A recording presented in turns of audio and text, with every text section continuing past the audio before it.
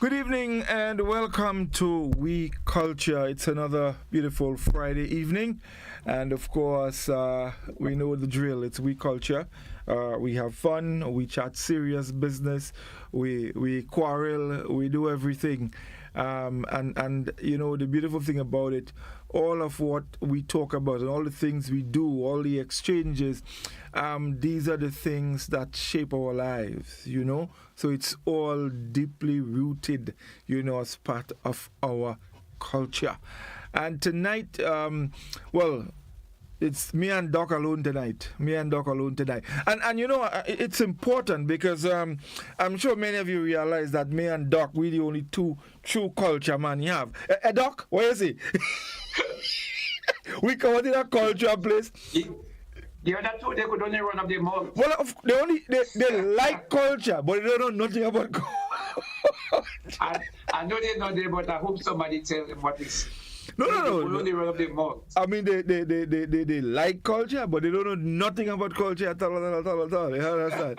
But well, I mean, nevertheless, tonight we're talking Intercall. Of course, Intercall is probably one of the biggest thing in the culture of our sports in Grenada. It's the biggest sporting event. And this year, Doc, in particular, 2024, is an extremely big year for us in Grenada as it relates to track and field. You know, we saw yesterday St. Andrew winning the inter-primary sports by over 300 points. I mean, that is only in our days that could happen. I mean, in days of SARS with me and you. Yeah, you know, I mean, did you remember, was it 80 or 81 when at Intercall, I think it was GBSS, they placed second and they barely scored 25 points. In fact, SAS got first and second place in every event. That's in the boys category, except the senior boys 15 and 800 meters. And the great Crampy Macmillan was able to beat Nate and Glyden. That may be 1980. Yes, it's possible. It could have been around. Was there. Yes. I don't remember the score, but I know on more than one occasion we actually won by more than 100 points. Yeah. Godfrey, that brings me to I'm sorry, folks. Good night to all the listeners outside there. We, you know, as usual, we just one manner sometimes. We're tuning in late. My personal apology too, for tuning in late. But you know, I'm here. We are here. But just as I made the point, as it relates to the dominance that SAS had that in those particular time, and now with the primary school. But Godfrey, if we put things in context, we recognize how St. Andrew has always been a sort of powerhouse in track and field, but in sports in general, but track and field in particular. And we look today at the sporting facility. Mm-hmm. So look at Progress Park, our probably main sporting facility for track and field is in Andrew. That's right. And it's not lit. There was no light in Progress Park. I mean, for the last maybe 20 or so years, when we concentrated on building up lights, and even want to put lights in the cricket stadium, and it seemed like it never crossed the mind of our administrators to put lights in Progress Park. Yeah. And this is really, really a shameful one.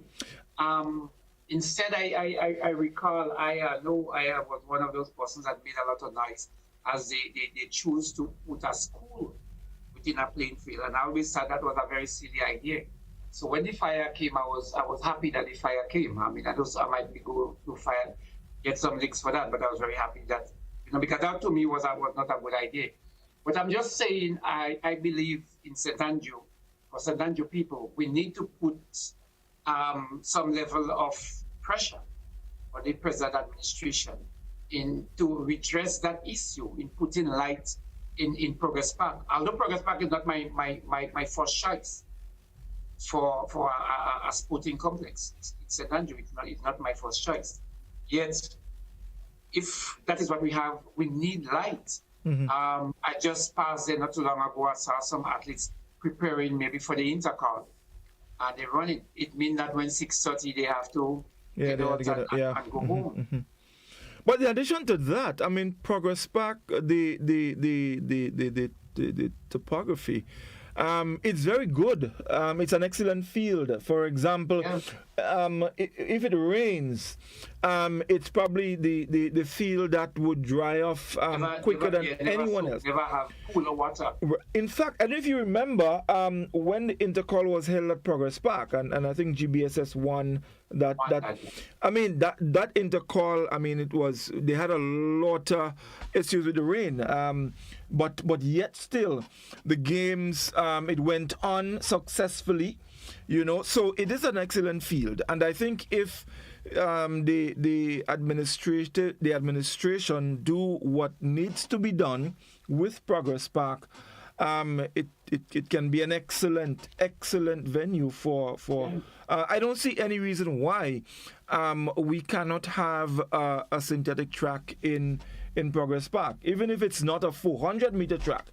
But we can have a synthetic track. We don't need to build a stadium. But Progress Park is a 400 track. I there again. Mm-hmm. To bring it further, move it back further, and build more seats, increase the seating capacity there, and light up the area. I believe it is deserving that. I mean, we've been producing a lot of top-notch athletes, and to win the primary school event by over 300 points, it speaks volume. I mean, and if we have to nurture the talent, we need the infrastructural development in order to assist. That it means that something good is happening up here. So you need to just nurture it. And it's not just for St. Andrew, it is for the whole of Grenada. So I just think we need to nurture that, recognize that that this is an investment. More worthy than even, I would argue, more worthy than even putting light in the cricket stadium, which you may have a match in one in every 3 years. Well, no, I mean, it is. I definitely agree with you. I mean, if we go back a bit, Livingston, so we know where we are now. We've produced world-class athletes. Our great Kirani James. Now we have what's his name? Our javelin thrower. Anderson Peters. Then we have our decathlete, and that's no. But if we go back a bit, and we look at people like yourself and Eugene Lickwish and others, who practically did well on just raw talent. In those times, there were no super coaches. There were no gyms. There were no, so there was no professional guidance for athletes then. And I'm saying maybe where you start is a good place to start, because you're talking about, you say there was no super coach, there were no coachings. We did what we did on our own. But you Godfrey, I don't know why you don't mention your name. I mean, this is modesty, but still, you were one of Grenada's foremost javelin, thrower. So that was an excellent thing. And not only that, you were potentially an excellent decathlete in your own right. Well, since you say that, let me expatiate a bit. Since you say that, let me expatiate. I was the first athlete from Grenada to win a regional medal in the javelin. Right. So, and many Grenadians don't know that. People don't know that. In Carifta, the Carifta Games in 1982. In fact, he's a rude fella, and I don't take no truth in this. But in 1981, when you went to Carifta, had they picked me for the team, I was going to win gold, because in SAS, my distance in the javelin was 20 feet more than the Bahamanian that won the javelin in Jamaica. Not Jamaica, in the Bahamas. Yeah, Bahamas. Yeah. And the following year, when I went, I actually won 2 medals at the Carifta, one in the javelin and one in the triple jump. So, and that happened at a time when we did not have professional training. We run up Point Fiddle, we run on the sand. If you fast track, just the professional training, lack of that, but also the facilities. But second and thirdly, we were chosen when we had intercall in one day. That's right. And then so it was one day. So, I mean, I think in a sense that era produced a group of super athletes. You had a good athletes, even from the GBSS and the PBC that came across. I mean, very, very strong athletes in their own right. But I also want to as we move along, we recognize that, in our time, and I think that is where we have to put this present intercall into context, or the present. In our time, because of the number of participation, intercall, well, in our time, intercall was the elite sport, track and field meet in Grenada. It doesn't matter what else with Sun Tides or National Champs or Eastern Games or Northern Games that were taking place. Intercall was that was the elite track and field meet. I want to say though that it still has its popularity and maybe its edge, but I recognize the trend. They moved from one day, which was a good thing, to 2 days as the experiment, and that is a natural process. And then now it is 3 days. Now on those 3 days, what you find happening that some of the athletes are doing or are participating is almost as many events as we were participating in during that time. Yeah. But the difference is that we were participating in final events. But now those athletes are participating in a lot of preliminary, semifinals, and then finals. So as the game progresses, you find they introduce hits, a lot more hits for the various events. And I heard, we're waiting for more detail, but I heard that there are going to be hits for a series of other events. But secondly, they have introduced new events. Yes, they have. So all that is good. But I want to make the argument, I want to make the proposition that the officials in intercall must now start to look in terms of maintaining intercall as an elite event. But to do so, they need to take the time and distances. So every schools, there are 22 schools, say secondary schools. Schools don't have the right to just send 2 athletes to 100 and then you go and do the preliminary. Why should somebody run in 14 seconds or 13 seconds in a senior 100 go on the ground and have to start in a sport meet like intercall? Why would somebody jump in doing long jump and now it's meters? I know more about fit, so let me go. Yeah. Let's say jump in most people, the yeah. record stand at 2022, or say 5.5 meters and the record stand at almost 6.6. Why should an athlete go and have to jump in intercall? That athlete is not qualified for intercall. So I believe it is important now that the officials start looking at the timing, the distances, in the throws, in the jumps, on the tracks, and say, okay, you need to make that time to participate. So it's not just based on your school sending 2 athletes. That is tying up the process. Because I don't know if I go to intercall all the time, and the last couple of years, a long jump event take almost 2 hours to complete. Yeah, that you see, and what I don't understand, the people who are responsible, as far as I understand, they follow IAAF standards. So then why aren't they having a qualifying time? Yes. It happens for Carafta. If you can Exactly get like to a certain distance or you can clock a certain time, you won't qualify. So Yeah. I don't understand why. If as you said, it doesn't make any sense. And by having qualifying times and distances, it would help athletes to improve. Because if you want to exactly aspire. No, and once you can qualify, it doesn't limit the school from sending 3 or 4 athletes into the event. Exactly. No, that is, yes, exactly. You open up the field. But by doing that, what you would be doing is producing athletes of a higher caliber.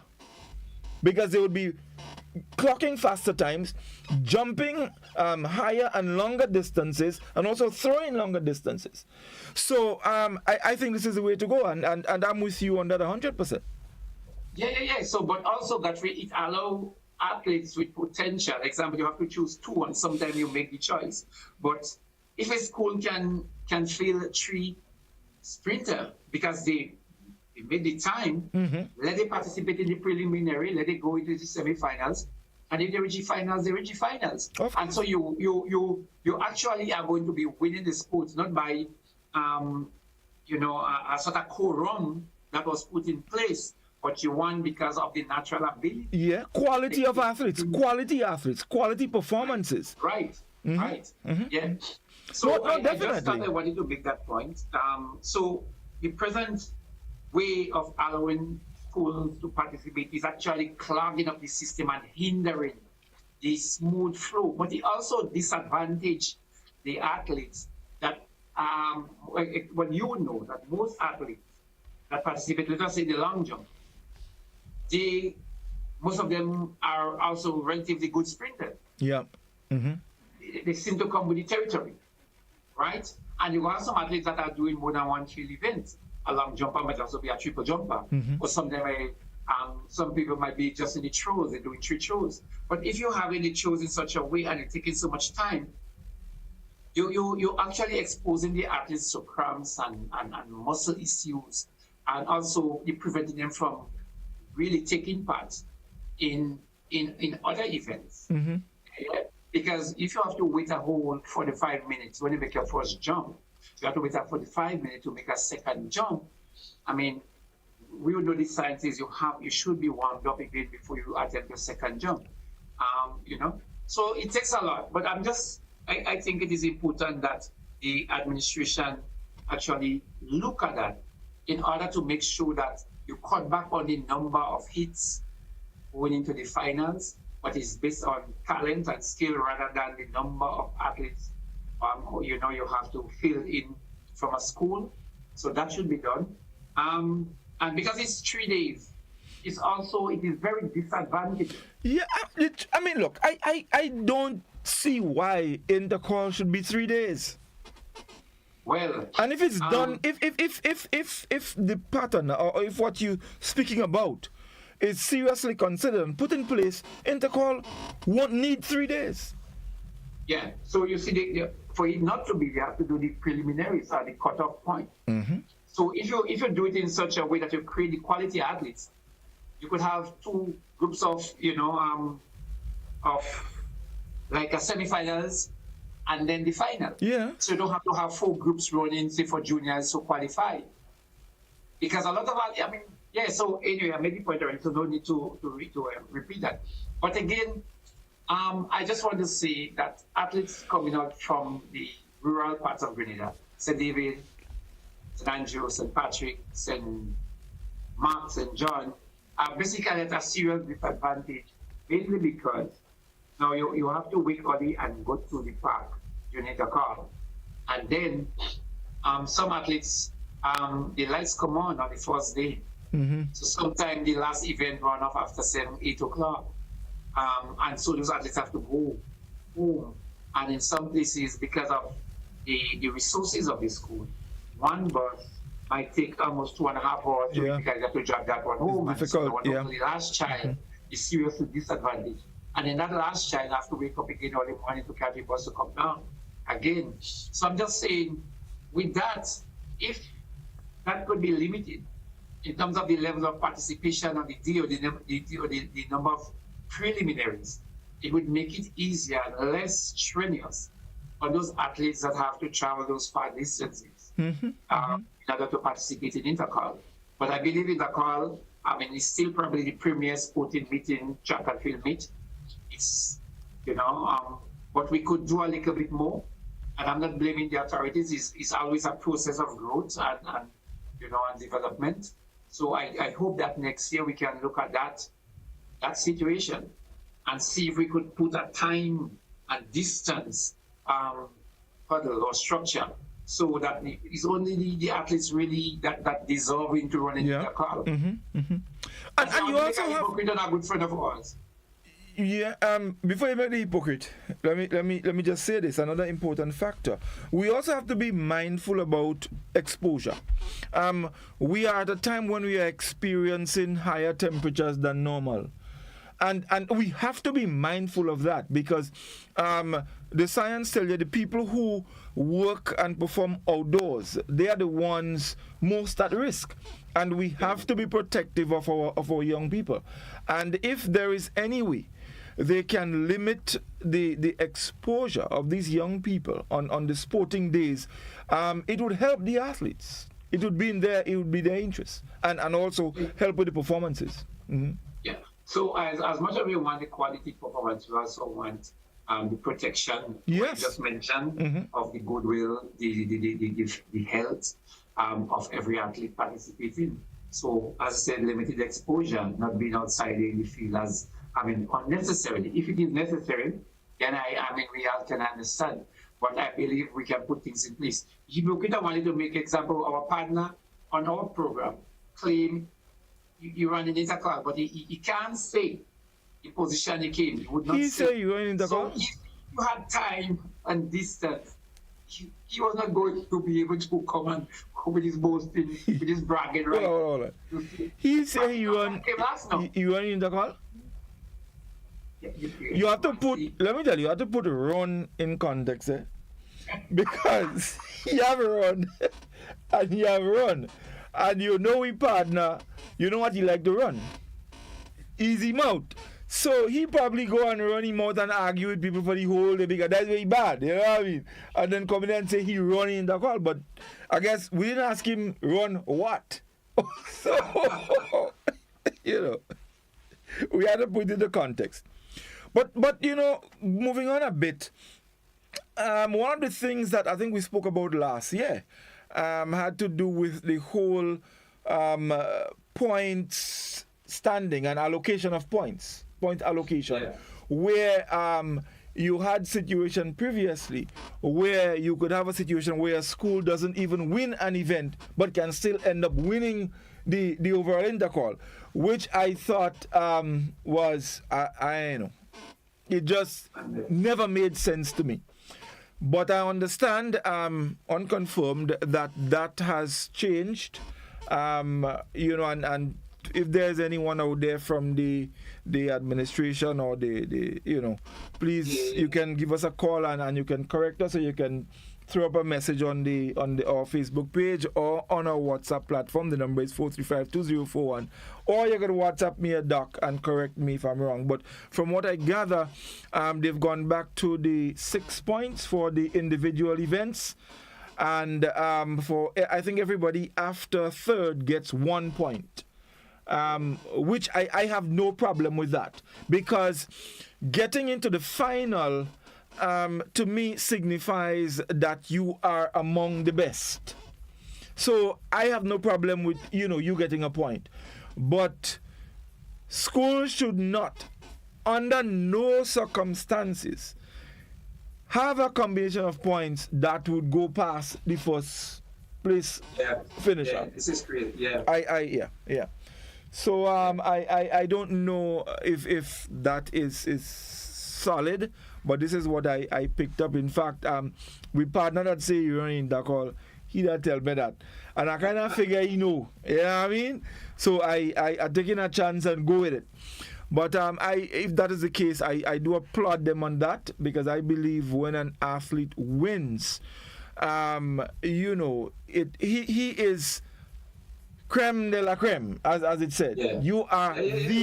You are the best. So I don't think any other person or any two other persons combination should there should be a distinct separation in points with first place and everybody else. So I am happy for that. I've also picked up that and we spoke a bit about it earlier, that they'll be having some preliminaries for the 1500 meters and the 4x4 relays, I think it is.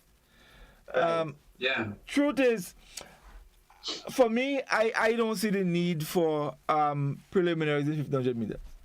Because in 1500 meters, by the time you get to the second lap, the field is separated. All it means is that the race might go on a little longer than necessary.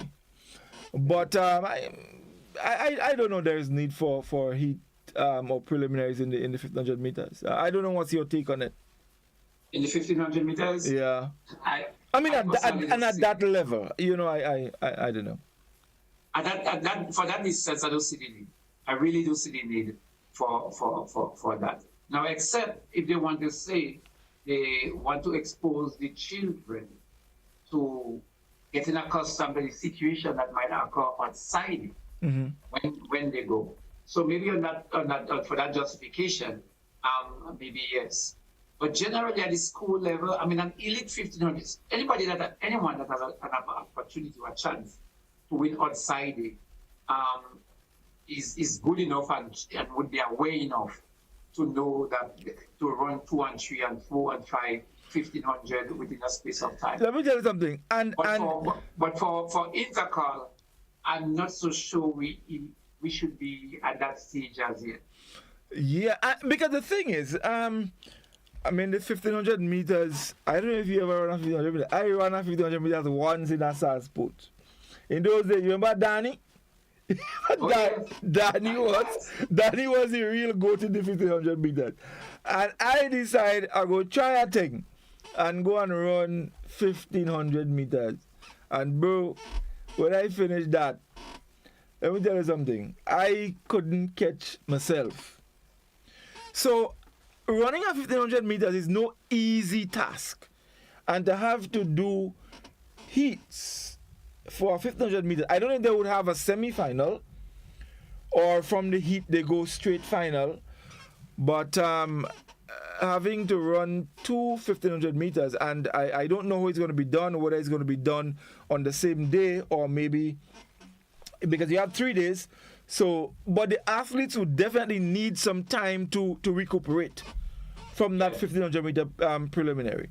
So I hope if that is the case, at least it would be one of the events on day one, so that at least the athletes can get themselves back, together for the final, probably maybe the next day or on the final. In fact, if you ask me, the preliminary should be on day 1 and the final on day 3. Give them at least a day to bounce back. But then again, if you come back and you use a time factor, and I'm a 1500 easily could take a 20 or 30 persons. Yes. Yeah, so if you and it's nice to have all these people running actually in the 1500 meters. So my point is, if you go with a time structure, and yes, some schools, I mean, if you have 3 timers, and you get the average, while some people you might say you want to prevent people from cheating a session. But I believe generally the timers in most of the secondary school sports are people that are with some level of integrity.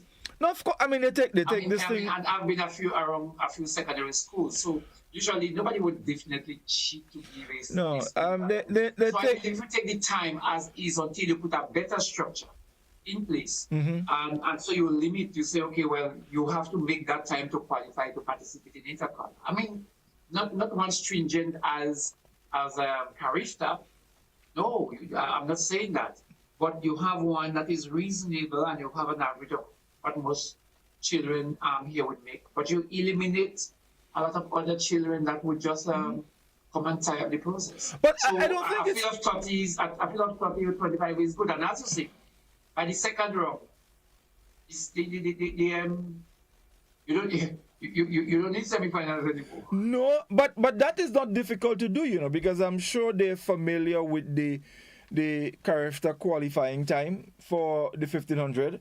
So you can use that as a yardstick. So it doesn't have to be the same time, but you can drop it a bit, and you use that to kind of select your field of athletes for the 1500 meters, and then you go with that. So I think there are some little changes that can be made, to help improve the quality of the games, to make it easier on the athletes and also the officials. Because think about it, these poor officials have to be up and down in the sun whole day. I mean, they up and down, running here, running there, doing all of these things. So they play a very, very important role. And their role, too, is so important that they have to get it right. Because if you don't get it right, then it could create a slew of problems down the line. So that is why as I said, I've been there and observing. So, for example, like you see the officials on the sand or the high jump, and they constantly have to go and put up the bars or to, level the sand in the long jump pit. And it's a constant process. So I'm just saying that there is no need for, you look at, okay, the record, let's say the record in the long jump in, say the junior division is, say, 7.02. But somebody coming jumping 4 point, they barely could make 4 point something. Is that necessary? Yeah, that is not your place. No, it's just not. But another thing, Doc, that almost slipped me there. This year, for the first time, they will be having intercall match pass. Yes, and it's shaping up to be very exciting. In fact, Classic Lighting, they are behind that as well. And on day 1, I think the girls will match pass, and on day 2, the boys. So I think 25 students from each school will be participating. In fact, they've already dipped for their position in terms of appearance, how they are going to appear. They will be supported by the Royal Grenada Police Force Band. So March Pass, no, I like it because let me tell you, it's adding another exciting component. Because let's say, for example, and we know there are schools that really don't do well in track and field. So now they have an avenue where they can actually showcase their skill and I mean, for bragging rights. Yeah. Well, nobody doesn't say that it's school life, and that is part of school life. Mm-hmm. And so I recall 2 things, as you mentioned. That one is the St. Andrew Primary School sports meet for a number of years. That was Telescope. Telescope never had a chance of winning. Exactly on the field. That's it. On the track. But on match pass, that was the thing. But this year, Paraclete took it for the first time, and I know that seriously Telescope wanted to bump them up. You know what I mean? So that means that means Telescope. That means Telescope coming back next year with a vengeance. Yes. And then you look at schools like in town, like was it Convent? Oh man, last year they had some display. And people were making the comparison with that and on the parade. I expected to see them on the parade. I mean, that was a sight to behold. But Michael Basco, in one of his commentary, said, they put so much effort into match pass and doing all those other things. And he was commenting about the spikes, or some children in primary school not wearing the spikes. So I hope that towards the idea, the main thing is the track and field. Mm-hmm. Yes, I believe the match pass, because I think we used to match pass. Yes, we used to match pass. In our time, we used to match pass. But I don't want, I hope it does not become, the emphasis like what I see when Telescope and Paraclete did in St. Andrew. And I'm not so, I don't know what I would say if Convent has the talent that they could combine it. But I hope it doesn't become too much of a competition or a distraction for the real thing. No, I don't think it will, I don't think it will at all, because, and that's just me thinking out loud here. I believe a lot of the students who are not actually involved in the track and field may be the ones who would get involved in the actual match pass. That would be good. So, and I said I don't know, but that's just me. But I don't think, I've never liked the idea of athletes having to go in match pass. You need to conserve your energy, and that to me is important. So I am actually looking forward to seeing the match pass. I'm really looking forward to seeing it. I think it's going to be exciting, and from what I understand, there are some exciting prizes for the schools actually. I understand there are things like, for example, solar generators and all of these things, So I am looking forward to the school's March Pass. And I think it is going to be exciting to see the girls and the boys, coming out and doing their thing. So, for example, when SAS wins the intercall, I mean the boys division, and they jumping up, after the end of the game, you might see maybe Westmoreland jumping up with SAS because they win March Pass. So and I am looking forward to it. I think it's going to be a really exciting part, and I really want to encourage people. And I think also it could be a good draw for people to come out on day 1 and day 2, because the culture. Most people come out on day 3, so much so that to go in the call on day 3, they increase the price. You understand? And I find they have to stop that. You know, they're saying that all you have to stop that. You can't, intercall is intercall. Why you have to pay more on day 3 compared to day 1 and day 2? All you have to stop that. I did that. And I'm not paying extra. I don't pay an extra. I climb in the wall. The wall. It would be a nice thing to see you falling on your wife. Yeah, well, imagine George Rum camera have me on the front page. That one will go viral, eh? We culture host Scott scaling in the call wall at the end.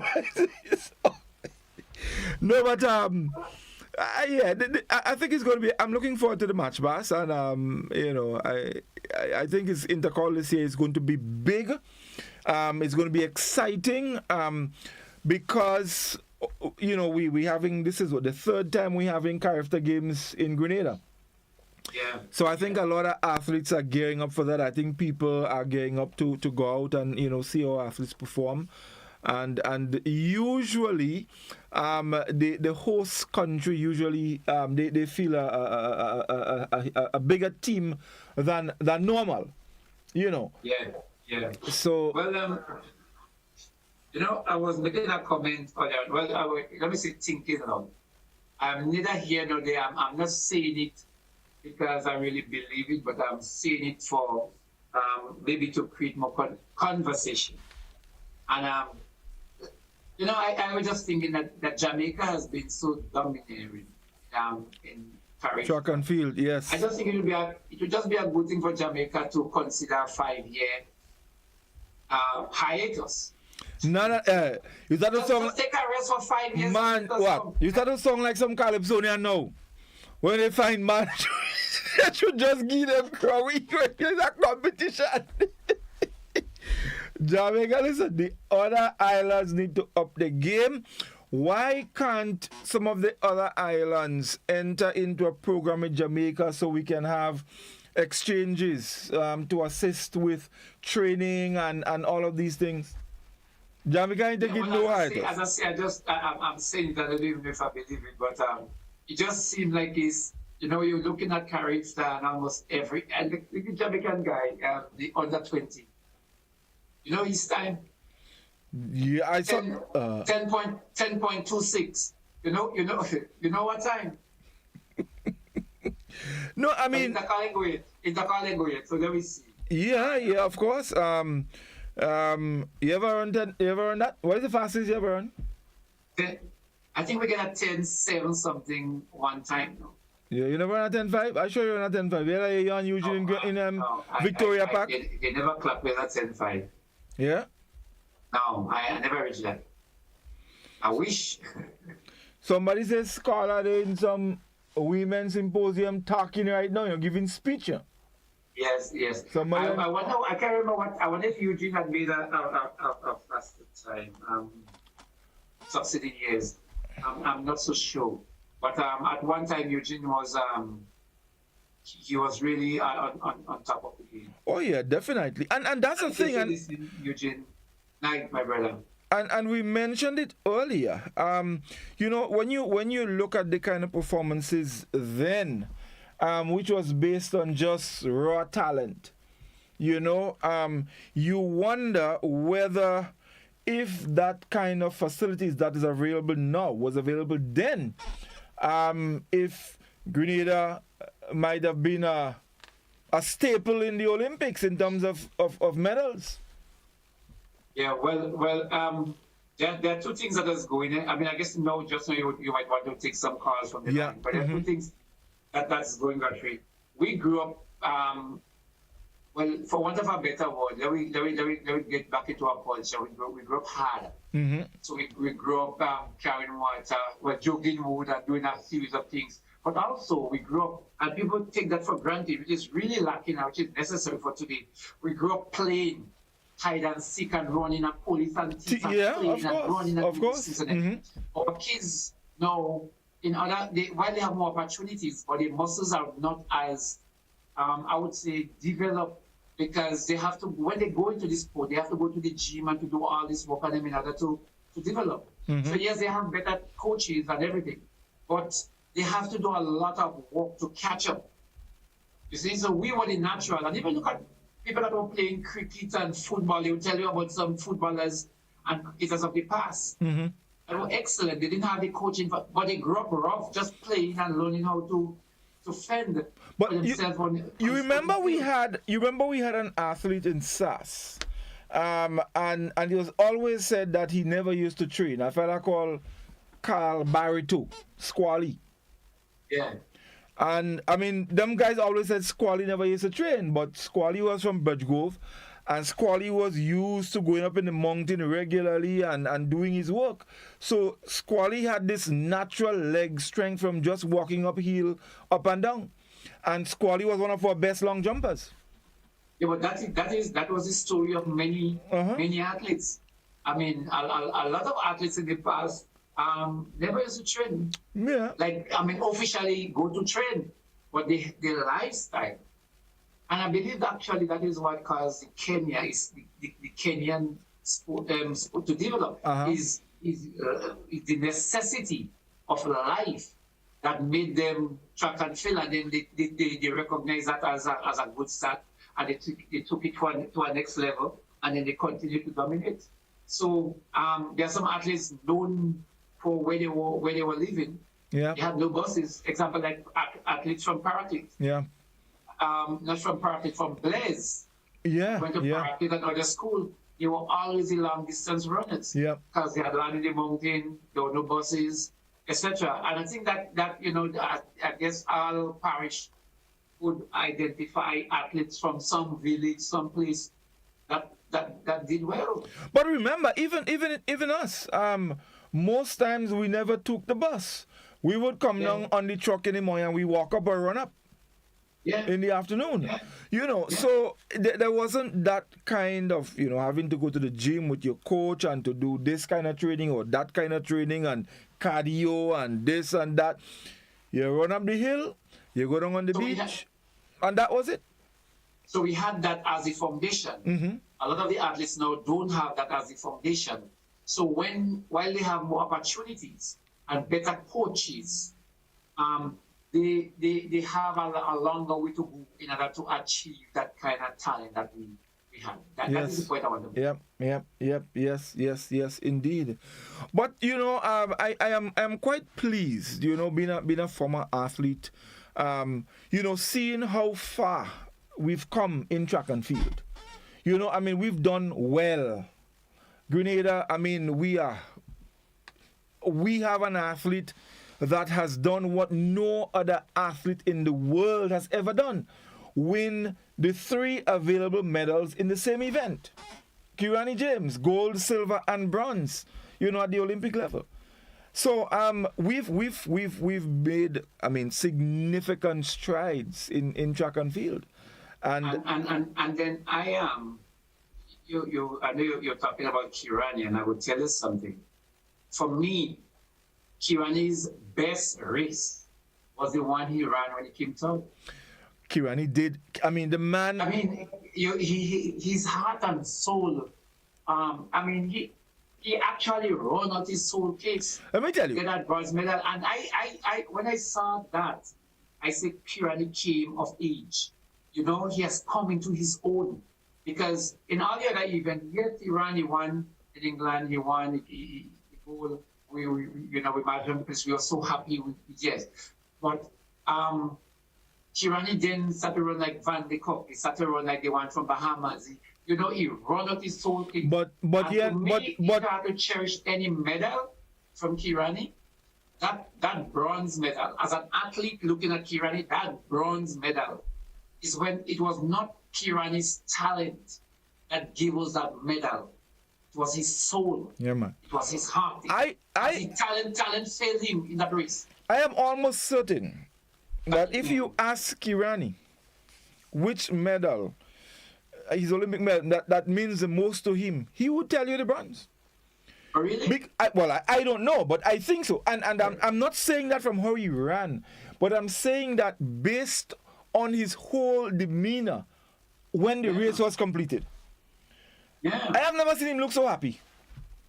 It's like, yes, he got it. He went in there and he did what he had to do and he got the medal.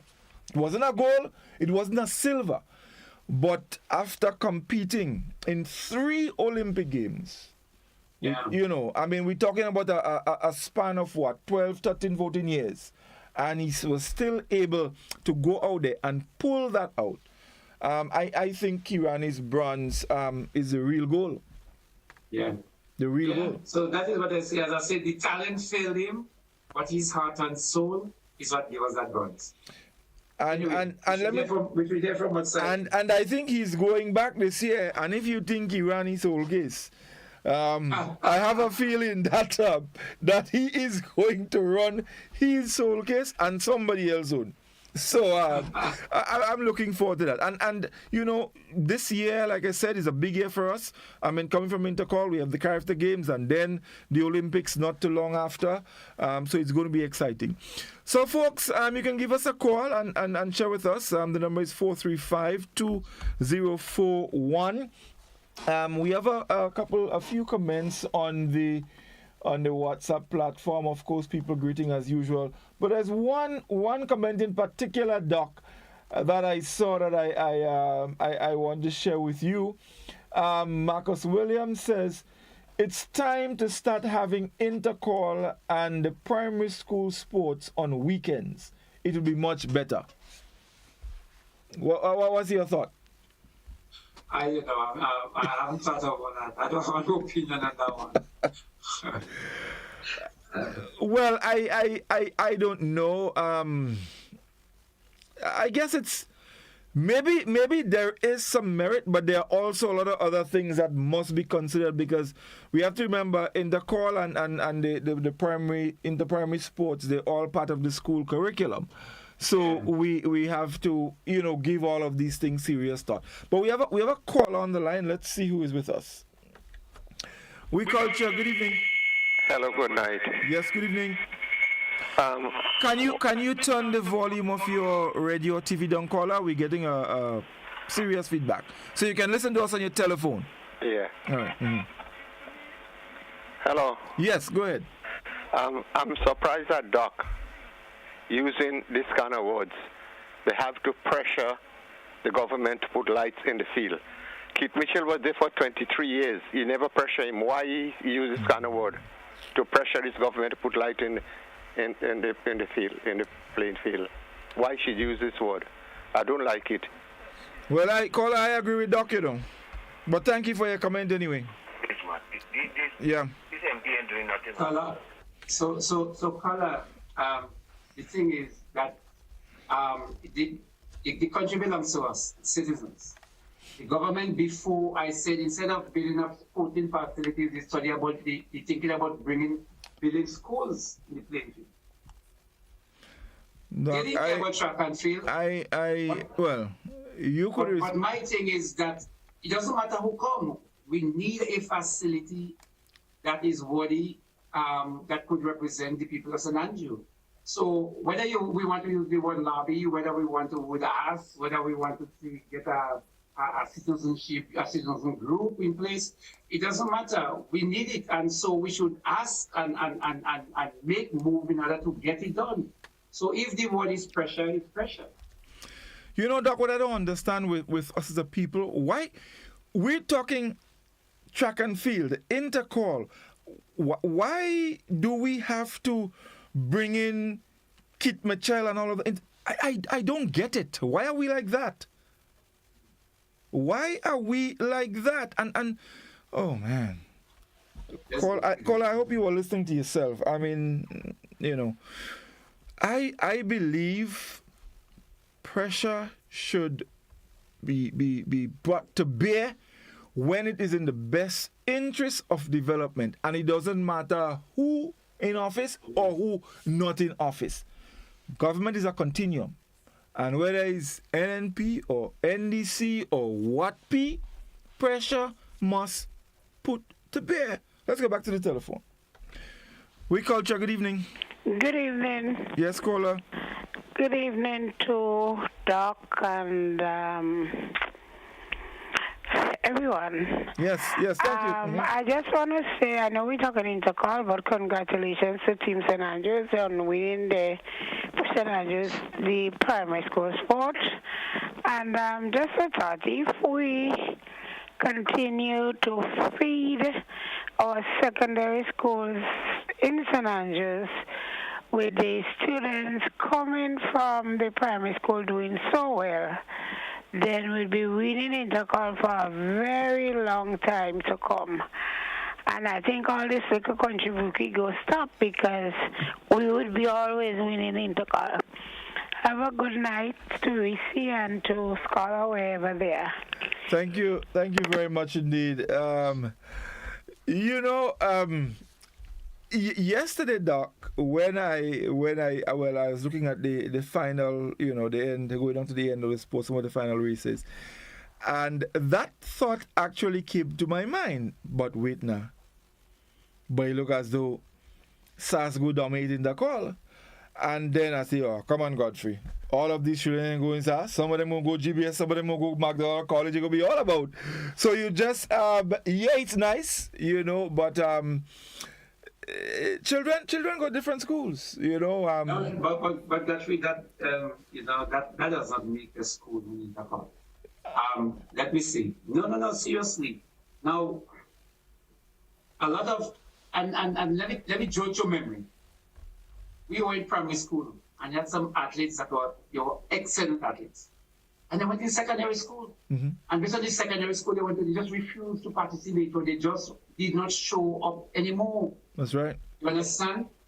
It's the same thing that is going to happen. Some primary school students would go to schools, and when those that are winning right now, some of them, you just would not hear them again. Mm-hmm. And new athletes develop. I mean, look, I am an example of that. In primary school, but I couldn't run. I remember the first year I went to SAS. When I high jump, all my face takes on, I couldn't qualify. 13 feet was the qualifying for long jump to make a point. And I couldn't jump 13 feet in long jump. And within 2 years, I represented Grenada at character games, winning medals. Right. So, but I also want to say something that is more instructive, is that what make a difference is the administration of the school. Yes, definitely. It's the focus of the school. So when a school is winning at intercall, there is something that the staff or the principal or some person in that school takes under the mantle to nurture and to work and to develop. Yeah. So it's not the talent that is there, but it's the focus on getting that product that makes a difference. Definitely. So a school anyway, and again training. But look at McDonald College.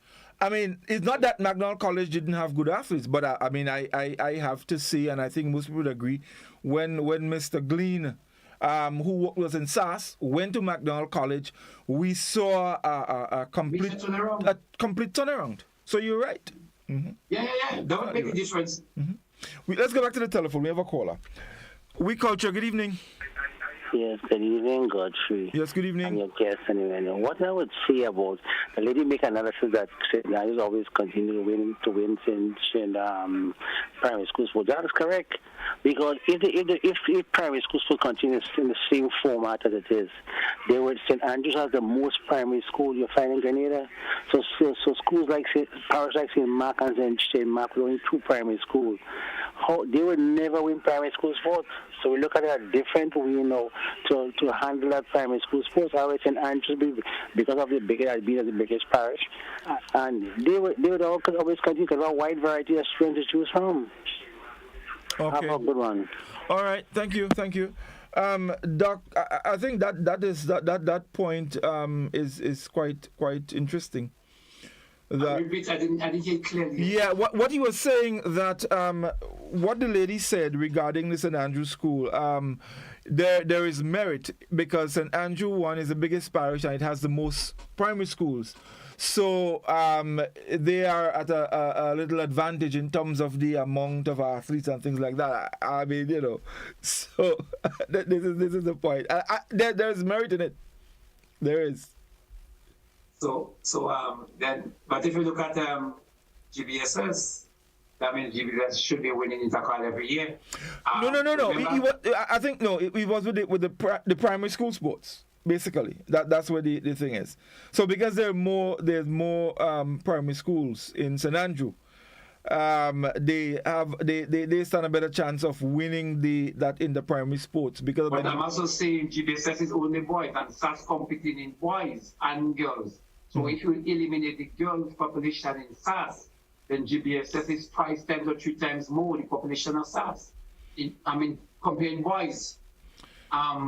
So well, he has a point because you have a greater pool of athletes. Yeah, to choose. Yeah. To pick from.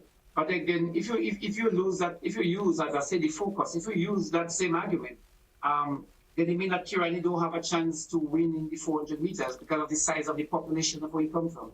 Well, I mean, you also, but what the caller is saying, I guess you also have to consider talent and all of that. So talent. He has a point. Yeah, but talent is important. Let's go back to the telephone. We Culture, good evening. Good night. Good night. How are you? Very good, and you? I'm all right. Is that Godfrey? Yeah. Yeah, good night. What I'm saying is the sport, congratulations to the team that won yesterday. Mm-hmm. But these young, I see some 7 years and 9 years and 11 years.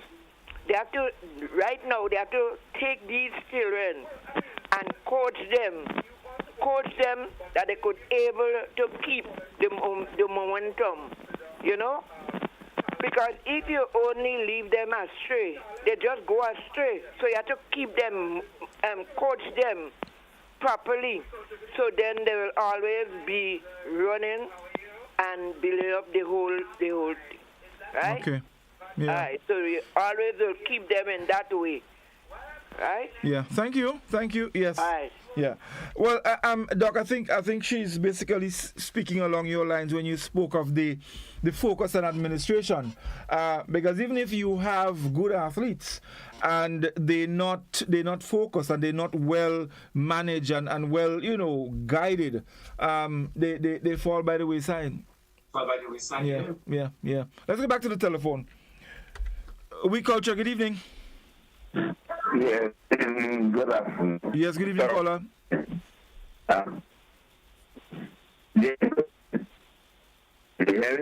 Not too well at all. Yeah. Try again. Let's see if we can. Are you there? Hello. Well, probably the signal, sound like the signal in that area. Let me just go back to the Facebook page. Someone says, evening. I think the match pass will be a great enhancement to the games. He said, oh, he just made his closing remarks. That was scholar. Apparently someone was watching. Someone said, Doc, I don't think you should even answer that. Right now we're talking culture. I agree. Someone says, lights in fields are not doing nothing to sports. Drive around in the night and see all the fields with lights. They're out of use. So tell me if that making sense. Nothing is in place for these lights. But actually, the color need to take the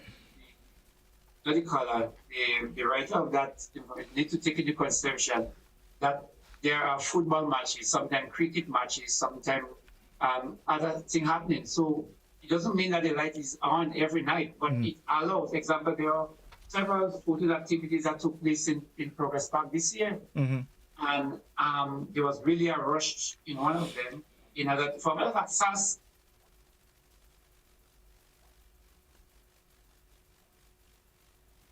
We have to put more emphasis on utilization of the park fully. But the lighting is a good start to allow the activities that is already planned to be executed. Well, Doc, I also think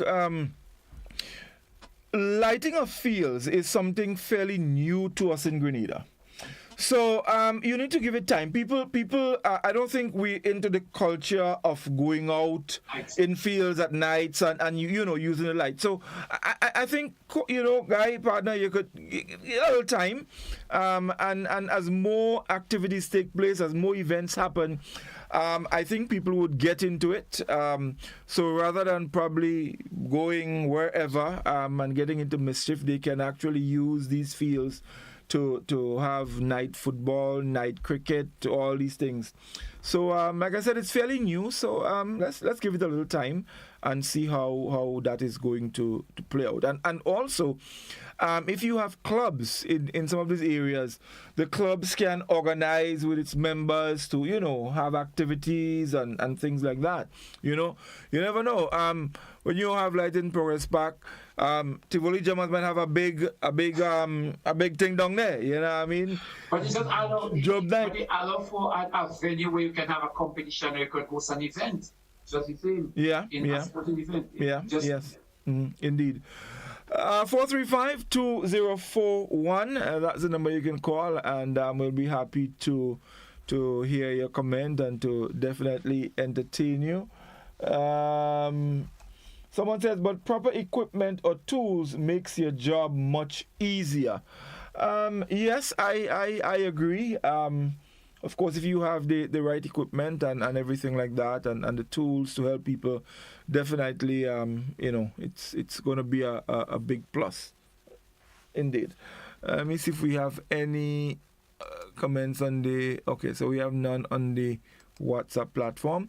So the number, folks, 435-2041. Give us a call and, we'll be more than happy to entertain you. So Doc, just going back to the intercall games.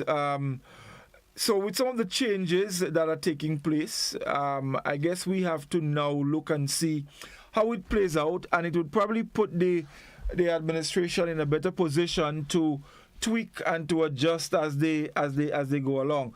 Before you comment, let me just take this other call. Oui Culture, good evening. Hello. Yeah, hello, how are you? Good. Yeah, I want to suggest that we should have primary school intercall instead of different parish in the primary.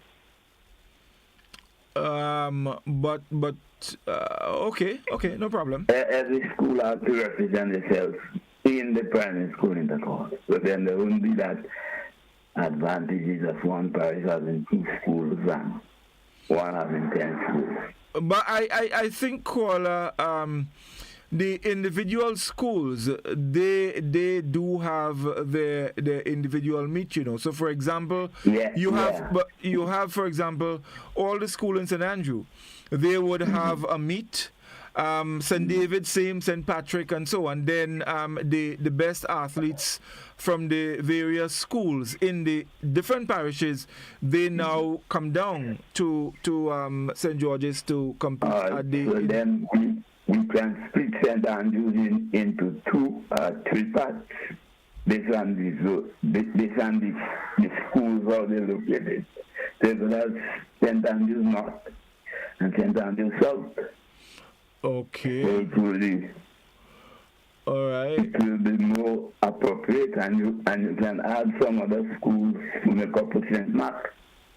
St. John's and St. Mark could come down as well. But then it wouldn't be parish again. Yeah, it wouldn't be parish, but we get another name, primary school in the core. Well, yeah, I got your point. Yeah. Okay, thank you. Yeah. I don't know if that could work, Doc, because what he's saying is already done at the parish level in terms of the individual schools. Right. Yeah. What he said. So he was saying instead of they having the parish, let all the schools come down and represent themselves. But that would be a humongous task. I mean, we have. Are you talking about intercol or are you talking about? No, the primary, the inter-primary sport. So no, rather than having. No. That is a difficult one. Very, very.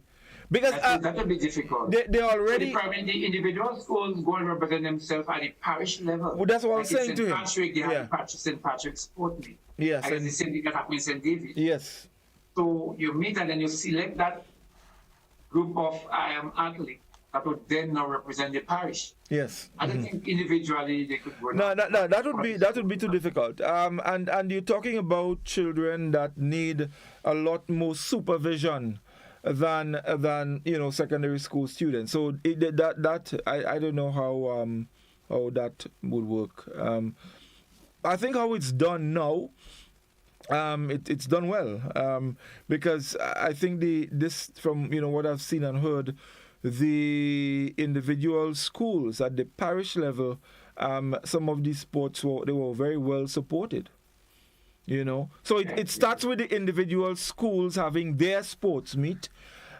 They would select their best athletes to go at the parish level, and then from there the best to So I think at the primary level, this is the best way. I think that's the best arrangement. Yeah, for now.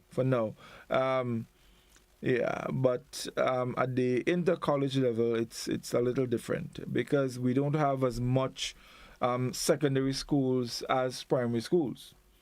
So there is a lot more control there. So the individual school can actually come and compete. So yes, indeed. 435-2041.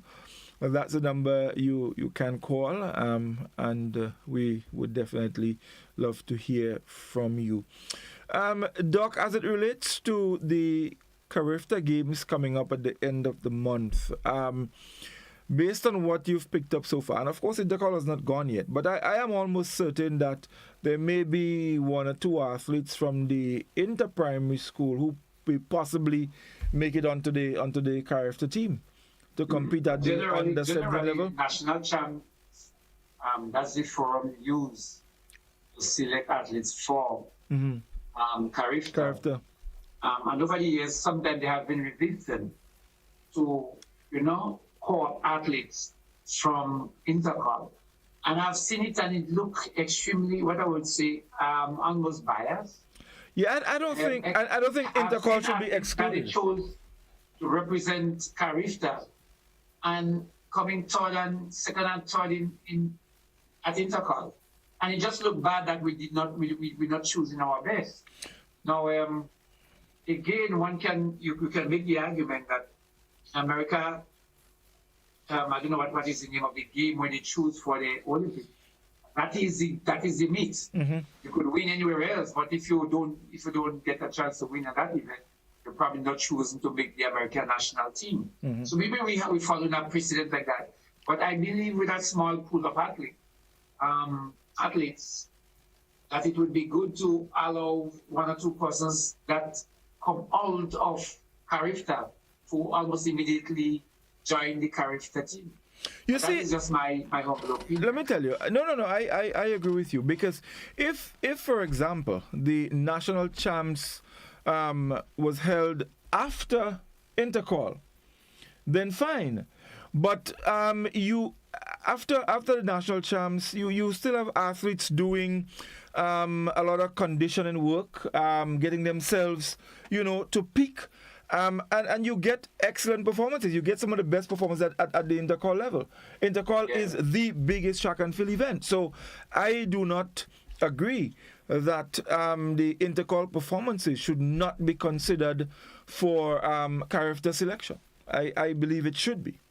I'm not saying it's not. I'm just saying generally there has been a reluctance. Okay.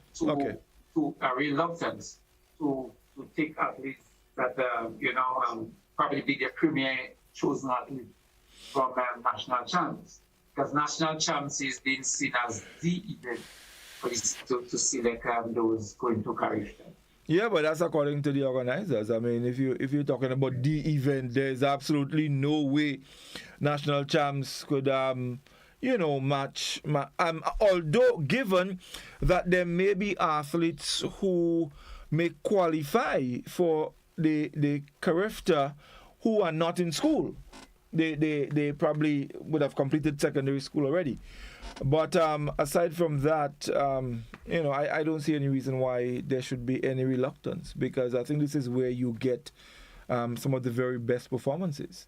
But also from a coaching point of view, or you would want to have those select or identify those athletes going on, because track and field is ruggedly individualistic in a lot of instances. But sometimes the team dynamics make a big difference too in terms of how you perform. So if you want to get athletes into training and into camp and etc., you want to have an early start. Example, like if you want to develop a relay team, you need to work on them early o'clock. So I can see the merit in having the national champs, but pulling in one or two athletes that seriously excel in Intercall, I don't see it as a negative. No, not at all. Because I mean, look, for example, in our day, in our sport meet, was not necessarily the event that you pulled your Intercall team from. I mean, our athletes were in training. We had people working with us, and so even way before our sports meet, you kind of already had your pool of athletes working with, who you're eyeing for your Intercall team. And of course, from performances at the sports meet, you complete that, and we come down and burn Queenspark grass. Hope is so it works with the character. Yeah. But we're looking forward, and I have not been that intimately involved with the athletes, and to see how much in terms of the quality of the performances. But it would be really, really good for us to pick up some good medals this career. No, I think we will. I definitely think we will. I think we will, because I think the fact that the Carifta Games is held here this year, it's a kind of motivation for athletes. They want to go out there and do their thing, do the best they can, So I do believe we're going to get some very good performances. I won't be surprised if we see some national records, being established. Because in events like these, athletes put out their very best. They do put out their very best. So, I'm looking forward to that. I'm looking forward to that. And also as we get ready for Olympics. And I trust. I think Kirani will be going. That would probably be his last. And you mentioned Olympics. At one time I really saw Trinidad invested heavily in a 4x4 team. I thought we had, just to go into the Olympics, I thought we had the talent around us. I thought we had that, and I also believe we had a great possibility. It was when you look at what happened with India. I don't know if you take note of the Indian 4x4 team. Mm-hmm. India is not known for track and field. That's right. But they had a 4x4 team that came through, and they did really, really well. I believe that Grenada had that potential. Well, Doc, let me tell you this. I was prepared to come out of retirement and and be part of the team. So I don't see any reason why they shouldn't have. I'm sure you are giving some thought as well. You know what I mean? They say the man tried to spy the program, but no, are you serious? I am prepared to come out of retirement and go and do a thing. The last time I was telling somebody, at one time, if there was something happening in Grenada and we had to catch somebody, catch a thief, most likely they would have get Eugene or they would have get Livingston and they would have to run them down. It's a hurricane coming right now. I think they need to get. I don't feel you're going to make it. I don't believe you're going to make a 15 seconds. By joking with you, let me tell you something. No, don't watch me so. I have a little thing. Army belly. But they probably feel like you 15 seconds, they will be wondering if I'm mad, but they're too much. They're too little. Why did you make up 20, 25? Hey, don't try that. Let me tell you, I just thought I'm going to join the force, I know if I join the force, nobody can get away, Boy, somebody tried to get away today again. Huh? Somebody tried to get away today, Another preacher tried to get away, but then police hold him. Oh, yeah? I feel like bringing some nice, slim police fellas.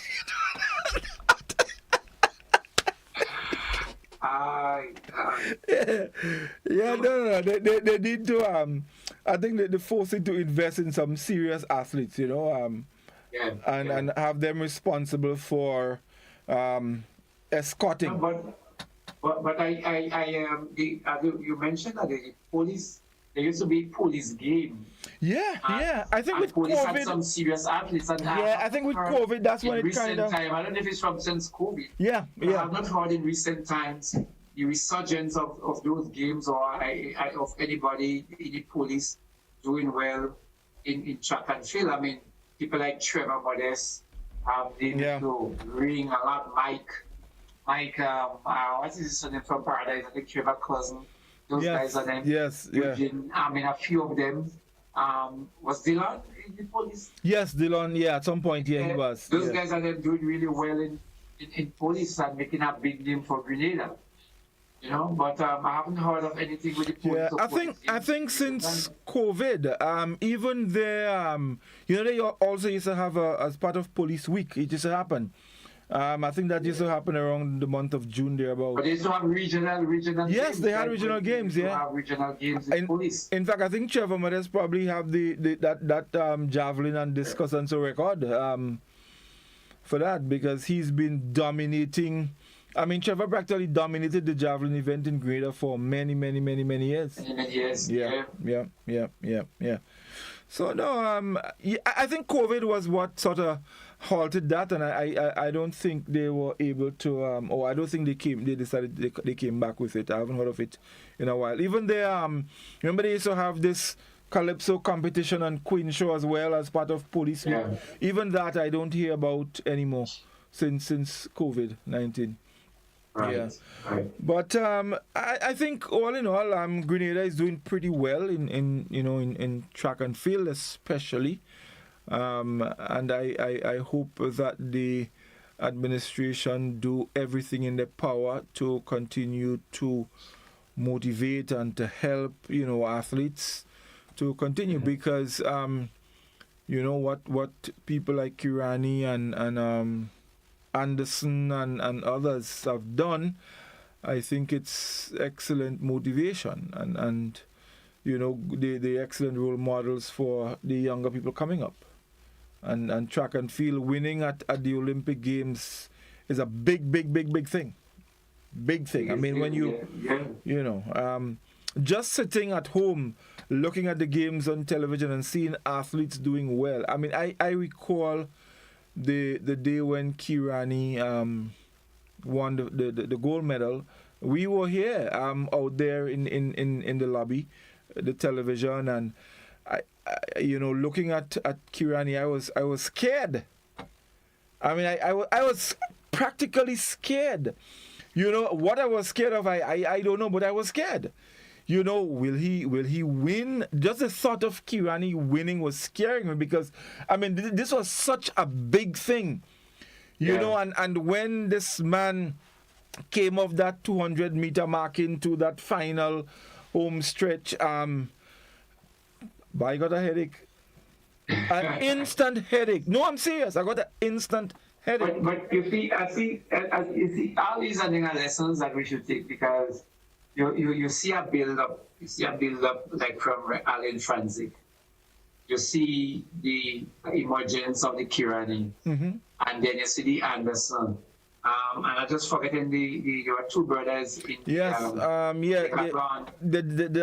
athletes here. Yes. So you see a preponderance of Grenadians emerging on the international scene. You know, there was actually this other one that used to be doing the 400 and it kind of falls short. Rondell Bartholomew. Yeah, Rondell. So, but there was the next one.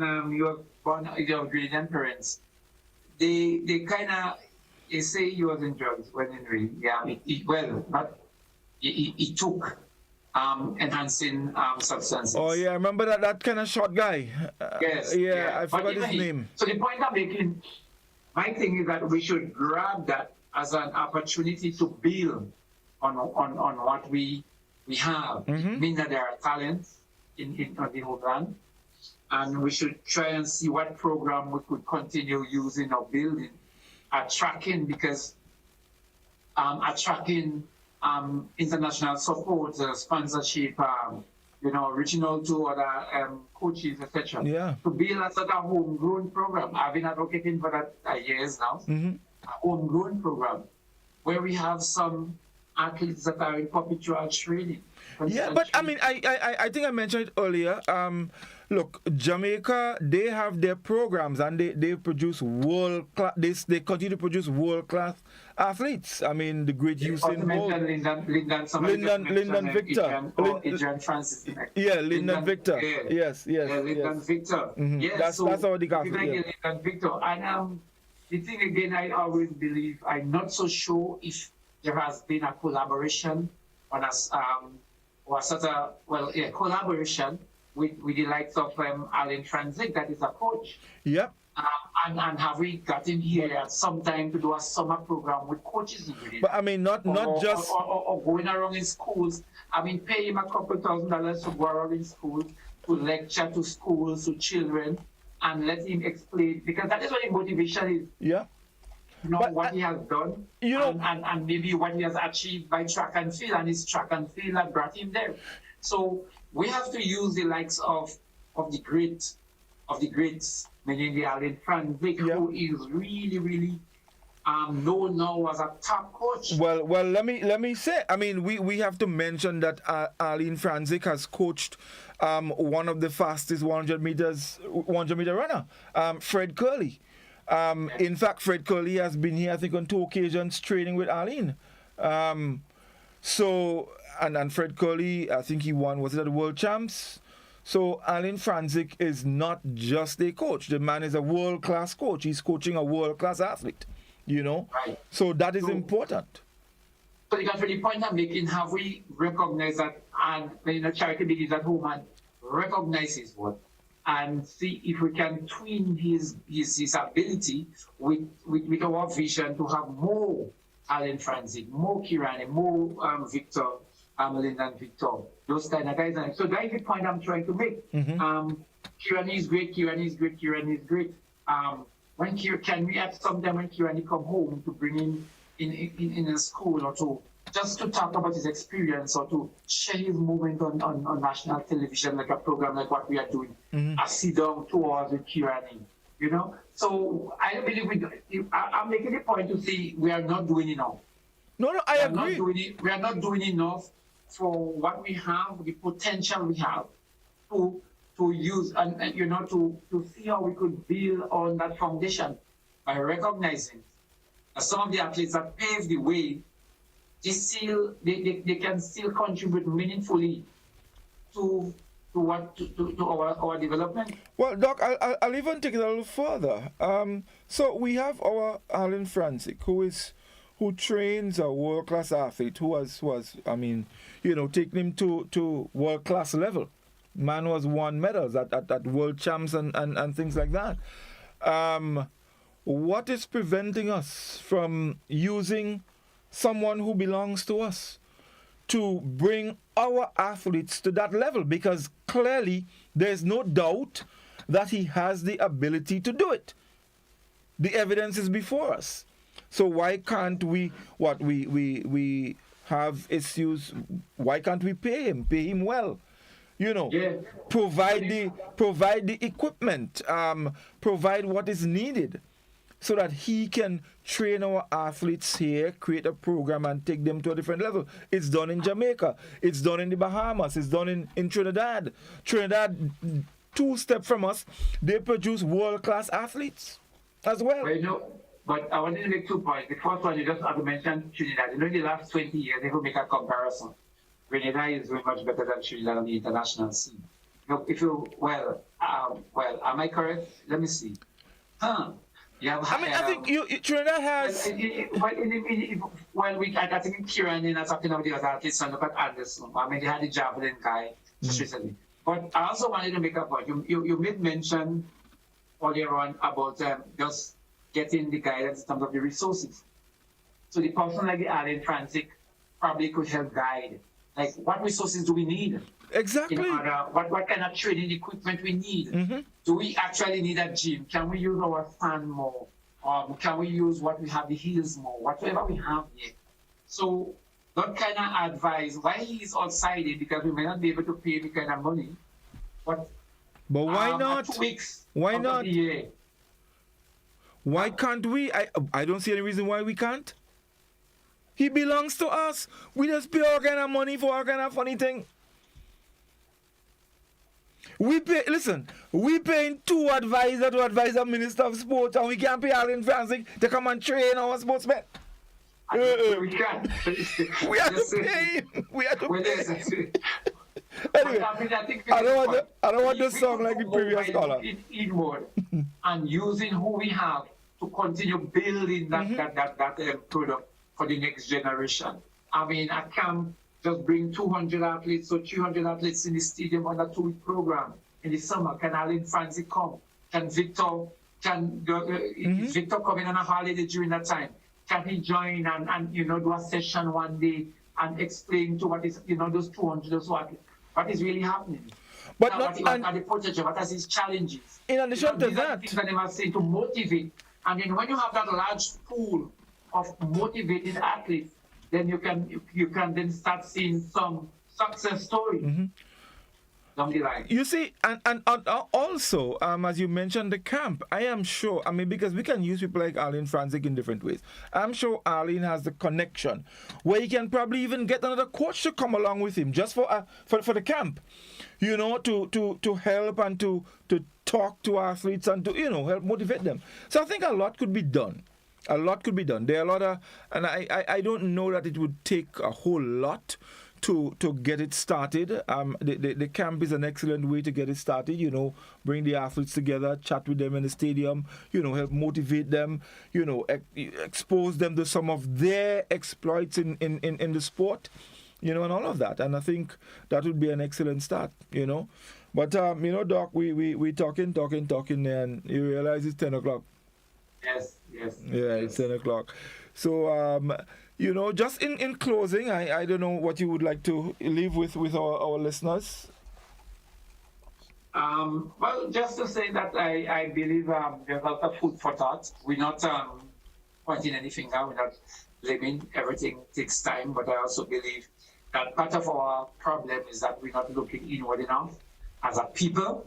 And so imagine us, that let us look a little bit more inward and focus on what we can do. And let us use the resources right at our hand to start developing. That is a 3-prong, 4-prong, 5-prong approach. We work to see what training equipment, what program we can develop.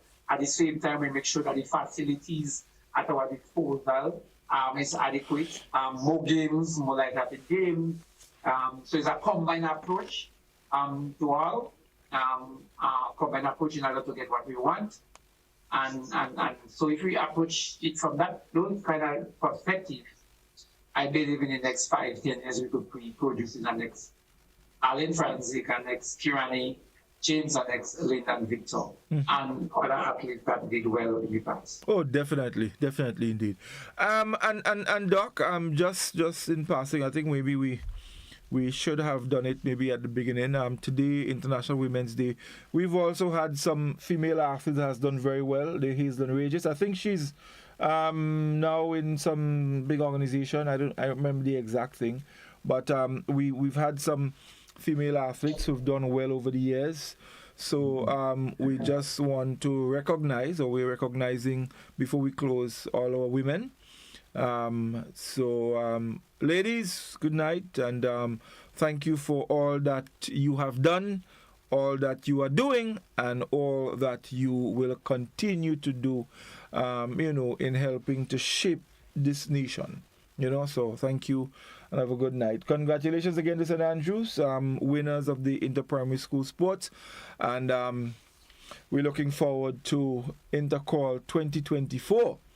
And, we hope that we get some great performances as we also get ready for Carifta 2024 in Grenada. Doc thought I was going to talk about SAS, we ain't a call. But Doc, you would never get me to see SAS go win the call. You can't get me to say that. Not to...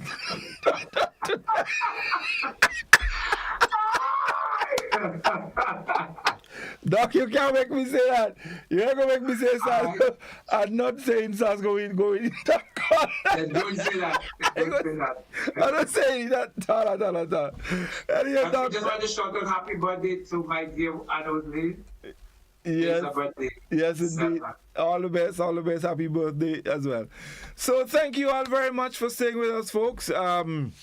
We hear Scholar was giving big time speech and singing in some place for women, and I know Risi had a function as well, in keeping with International Women's Day. So, thank you for staying with us, and we're looking forward to seeing you all again next Friday.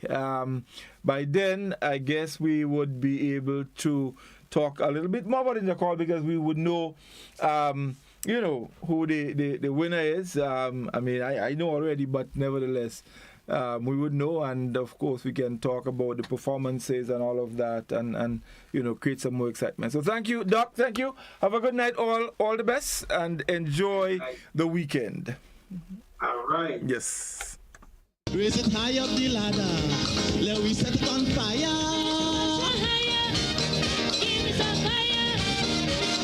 A little more calypso, forget the funk and the disco.